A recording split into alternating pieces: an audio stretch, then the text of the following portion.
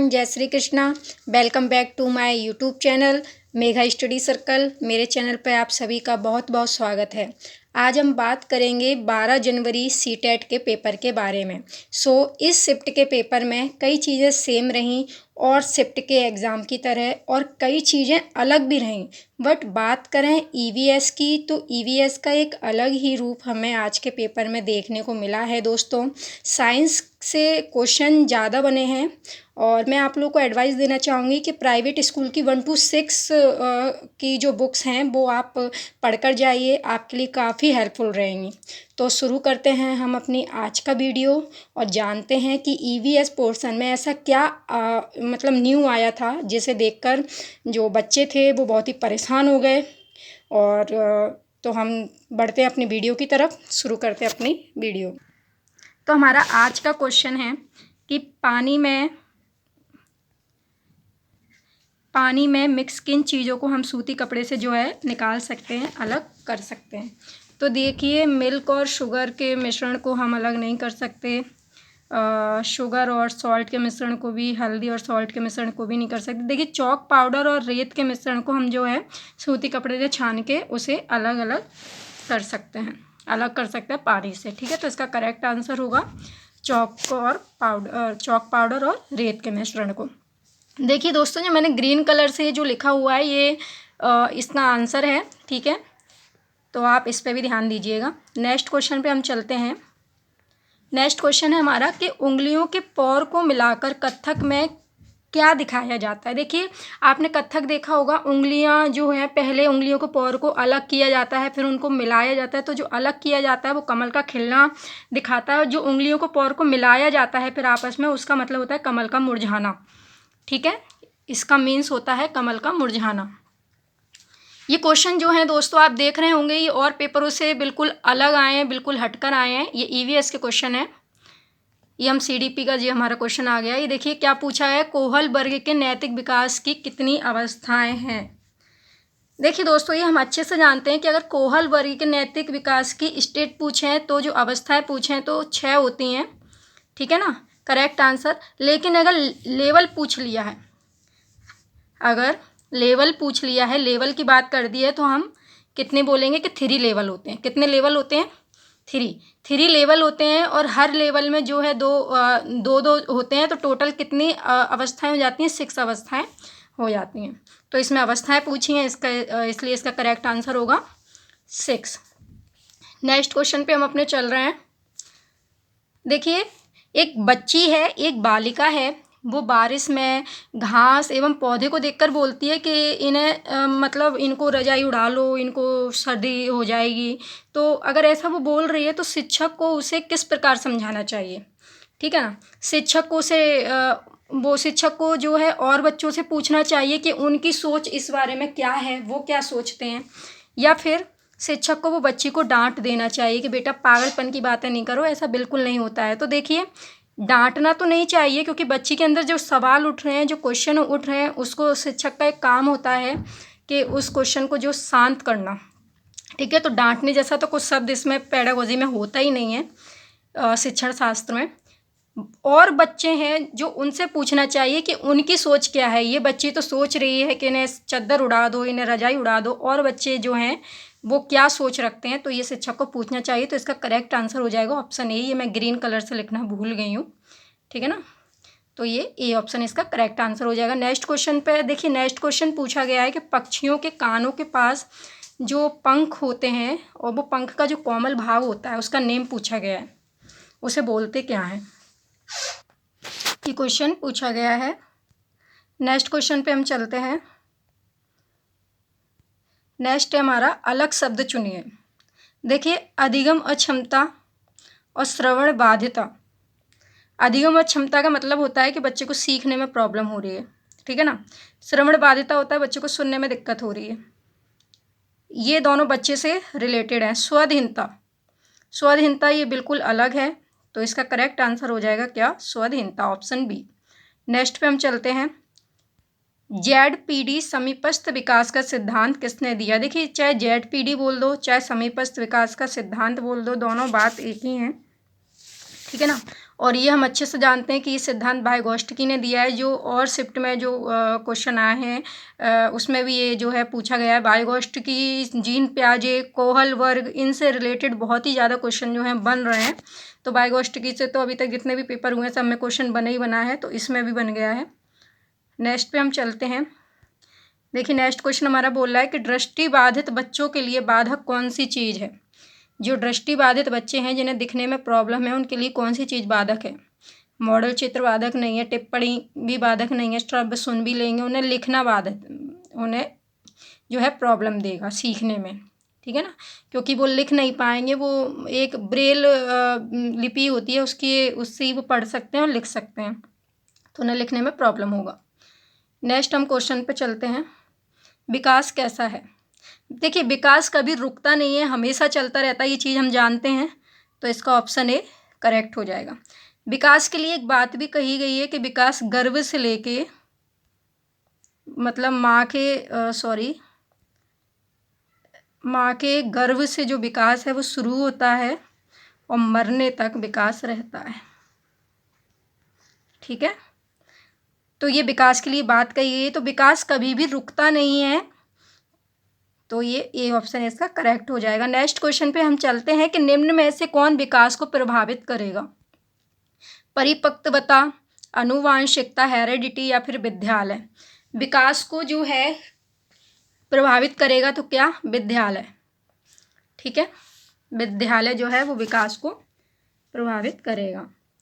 Next question पे हम अपने चलते हैं। नेक्स्ट क्वेश्चन देखिए हमारा, एक समावेशी कक्षा में कौन सा शिक्षा शास्त्र विद्यार्थियों के सीखने में बाधक होगा। देखिए समावेशी शिक्षा की बात हो रही है, किसकी बात हो रही है, समावेशी शिक्षा की। सहयोगात्मक अधिगम, मिल बांट के बच्चे पढ़ेंगे तो सही है, ये बात तो सही है, तो बाधक होने से रहा, ये तो बाधक नहीं होगा। उचित समायोजन भी अगर करके चलेंगे अपन कक्षा में तो भी बाधक नहीं है। मानकीकृत निर्देश, ये जो है बाधक होगा, ऑप्शन बी। क्यों होगा ये बाधक, क्योंकि देखो हर बच्चे को एक ही तरीके से सिखाना, हर बच्चे को एक ही तरीके से सिखाना, तो ये तो समावेशी शिक्षा में मतलब इससे तो सीखने में प्रॉब्लम होगी विद्यार्थियों को। समावेशी कक्षा का मतलब होता है कि जिसमें हर प्रकार का बच्चा हो, इंटेलिजेंट, डफ, और जो मंदबुद्धि बच्चा है वो भी हो, प्रतिभाशाली बच्चा है वो भी हो। तो अगर सारे बच्चों को एक ही तरीके से सिखाएंगे तो जो प्रतिभाशाली बच्चा है वो तो जल्दी से पकड़ लेगा उस चीज़ को, लेकिन मंदबुद्धि है वो नहीं पकड़ पाएगा ना। तो ये चीज़ क्या है, इसमें गलत है। बाधक कौन सी चीज़ बनेगी, बाधक बनेगी ऑप्शन बी, ठीक है।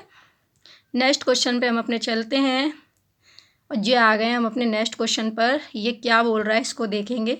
निम्न में से कौन से कक्षा प्रावधान एक विद्यार्थी जिसकी दृष्टि कम है उसके अनुसार उपयुक्त समायोजन है। देखिए एक विद्यार्थी है, उसे दिखने में प्रॉब्लम है, ठीक है ना, तो उसके लिए कौन सा समायोजन ऐसा है नीचे में से जो सही है। देखिए सही तो सारे रहते हैं, लेकिन क्या है, हमको जो ऑप्शन, आप जब पेपर देने जाएंगे तो आपको बहुत से क्वेश्चन ऐसे मिलेंगे, खासकर पेडागोजी के, जो सही सारे रहेंगे, चारों ऑप्शन सही रहेंगे, लेकिन उसमें से बेस्ट क्या है वो आपको जो है चुनकर निकालना पड़ेगा। तो इसमें से बेस्ट है ये ऑप्शन ए कि ब्लैक बोर्ड के कार्य को मौखिक व्याख्यान करके भी बताएंगे। जो हम ब्लैक बोर्ड पर लिखेंगे, जो टीचर ब्लैक बोर्ड पर लिख रहा है उसको बोलकर भी जो है बच्चे को समझाएगा, ठीक है। तो इसका करेक्ट आंसर हो जाएगा ऑप्शन ए। नेक्स्ट पे हम चलते हैं। ये लव नहीं होगा, ये होगा लैब, ठीक है ना।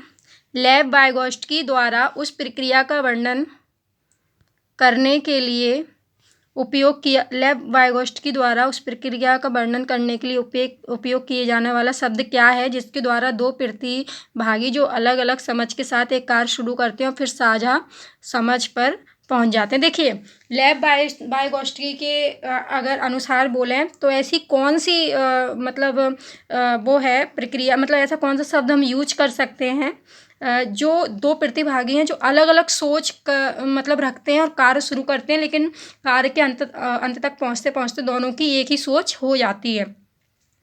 तो इसमें ऑप्शन दिए हैं ZPD, इंटरसब्जेक्टिविटी, डिस्कवरी, लर्निंग और कंडीशनिंग। तो देखिए ये अगर आता है तो ये तीनों ही ऑप्शन जो हैं करेक्ट हैं। अब जिसने मुझे मतलब ये क्वेश्चन जिसने बताया है किस टाइप से पूछा गया है, तो या तो इन तीनों में से जो है एक ऑप्शन पूछा गया होगा, ठीक है ना। और अगर ये जैसा इसने दिया है सेम ऐसा ही पूछा गया है तो हम ZPD की तरफ जाएंगे। वैसे ये तीनों ही सही हैं, ये तो गलत ही है, ये तो होगा ही नहीं डी वाला। ये तीनों पे जो है बात लागू हो रही है, तीनों सही हैं। लेकिन ZPD की तरफ हम इसलिए जाएंगे क्योंकि बात यहाँ बायोगॉस्टिकी की हो गई है, ठीक है ना। बायोगॉस्टिकी की बात हो गई है तो ZPD की तरफ चले जाएंगे।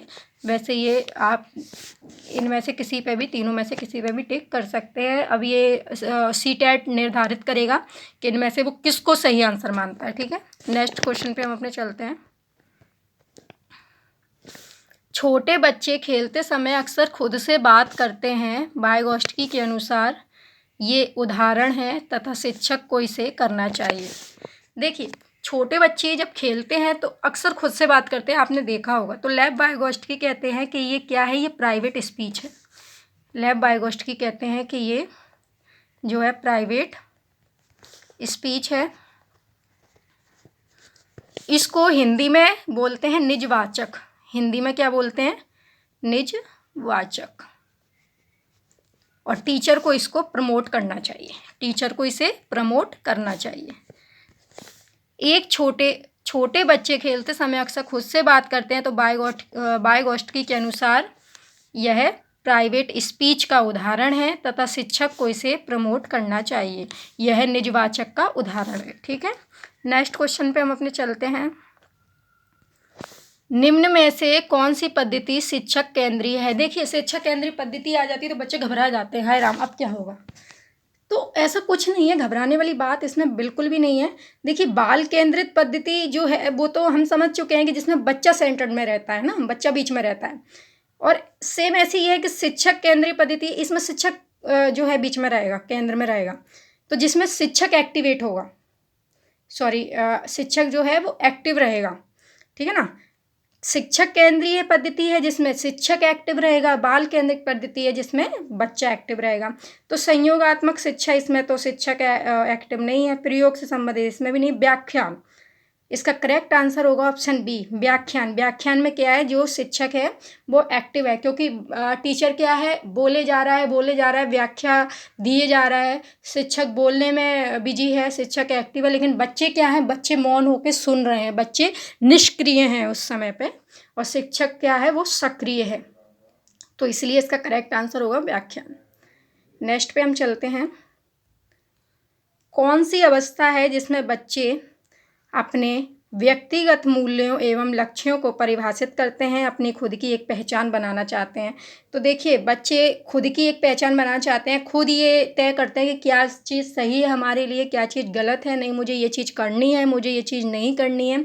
तो ये बच्चे किशोरावस्था में ही कर पाते हैं, ठीक है। किशोरावस्था में उनमें अपने निर्णय लेने की, अपने खुद के फैसले करने की जो है समझ आ जाती है और वो उसको कर पाते हैं, ठीक है। तो बच्चों, ये हमने जो व्याख्यान विधि के बारे में ये पीछे क्वेश्चन में बताया था, ये व्याख्यान विधि को हम चॉक एंड टॉक मेथड भी बोलते हैं, ठीक है ना, चॉक एंड टॉक मेथड। आगे हम चलते हैं। बायोगॉस्टिकी के सिद्धांत के अनुसार भाषा क्या है। बायोगॉस्टिकी के सिद्धांत के अनुसार भाषा क्या है। तो इसका करेक्ट आंसर होगा बच्चों के संज्ञानात्मक विकास में महत्व है, ठीक है। ये इसका करेक्ट आंसर हो जाएगा। नेक्स्ट हम चलते हैं।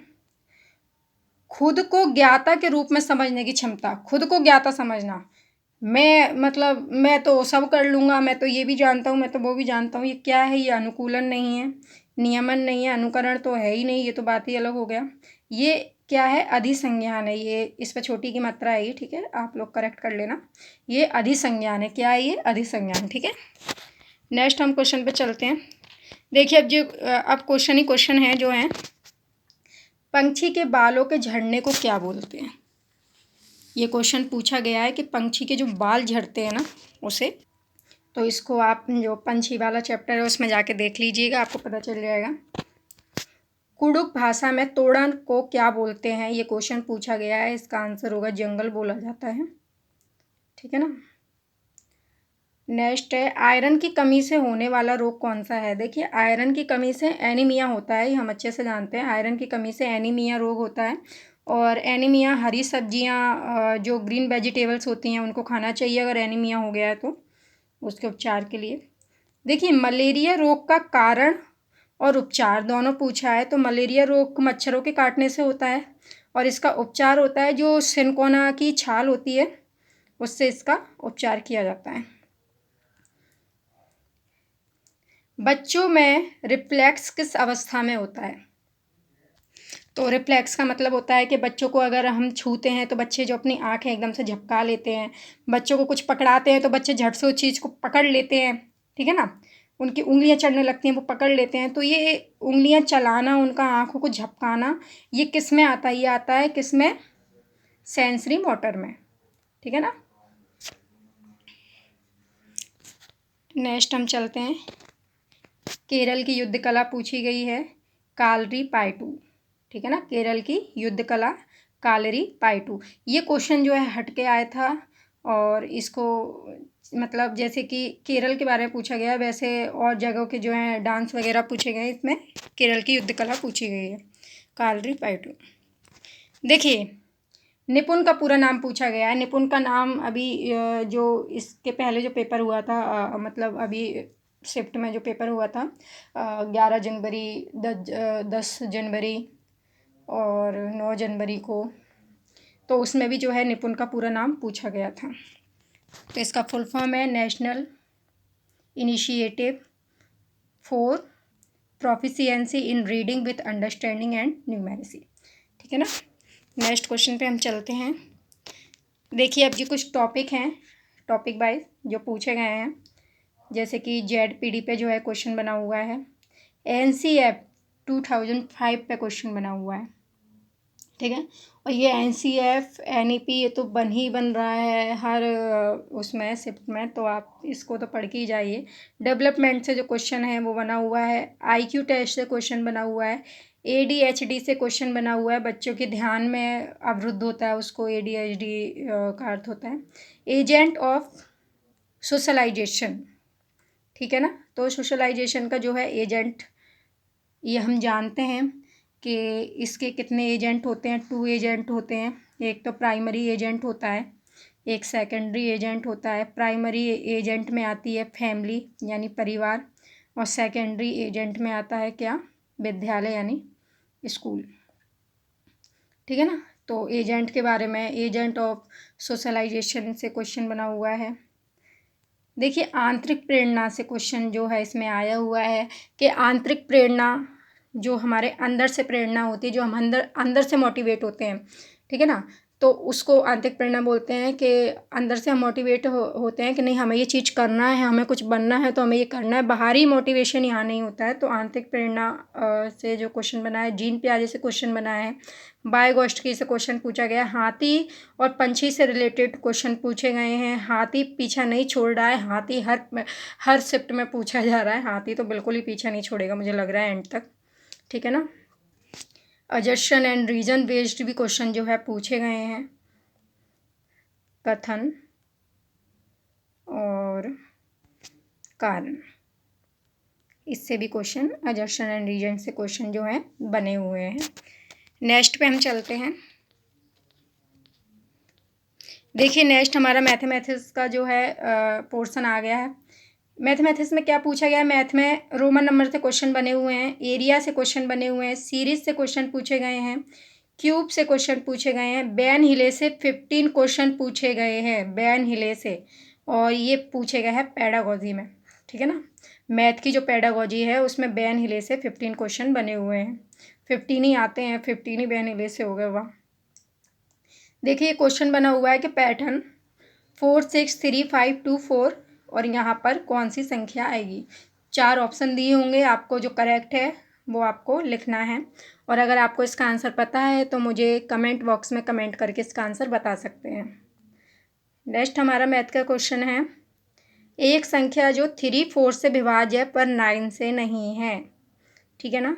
इसको भी आप जो है सॉल्व कीजिए, ठीक है ना। मैं आपको मैथ सॉल्व करके नहीं दिखा सकती तो आप इसे खुद सॉल्व कीजिए, और इसका जो करेक्ट आंसर अगर आपको पता है तो आप मुझे कमेंट बॉक्स में कमेंट करके बताइए।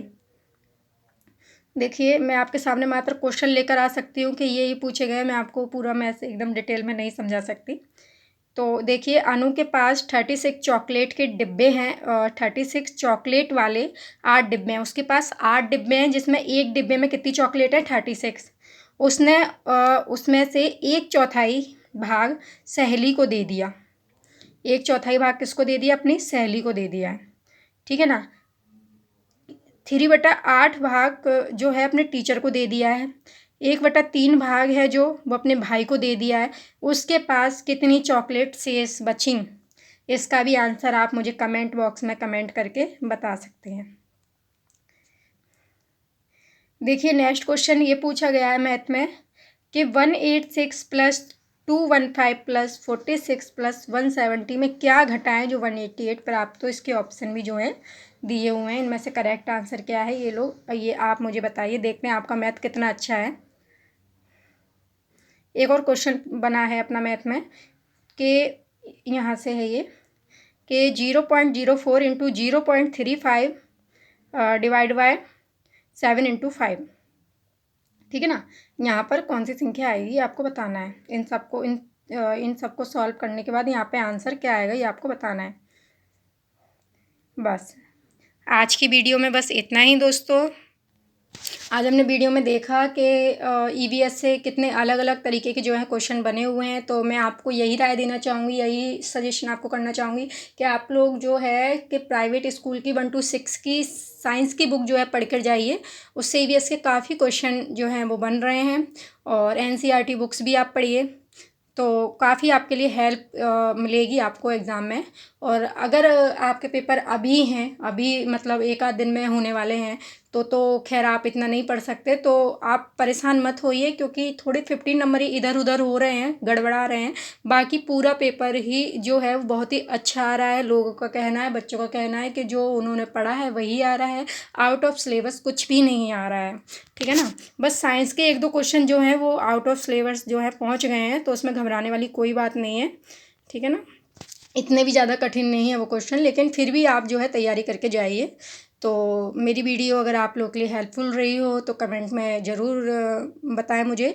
और जो मैंने मैथ के क्वेश्चन जो लास्ट में आपको बताए हैं, इसके अगर आपको आंसर आ रहे हैं, देखते हैं किसका मैथ कितना अच्छा है और कौन कितने सही जवाब जो है दे सकता है।